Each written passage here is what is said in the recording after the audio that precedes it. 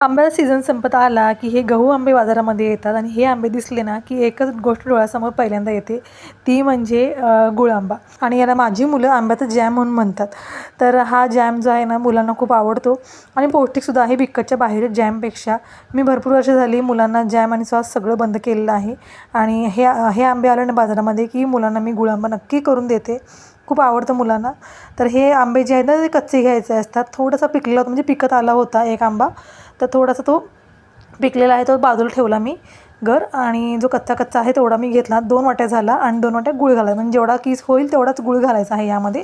गूळ आणि किस दोन्ही छान असं गरम करायला ठेवायचं गॅसवरती आणि त्यामध्ये दालचिनीचे 2-3 तुकडे आणि 2-3 लवंगा टाकायचे. त्यामुळे वास आहे आणि त्याला खूप छान येतो आणि टिकायलासुद्धा चांगला असतो.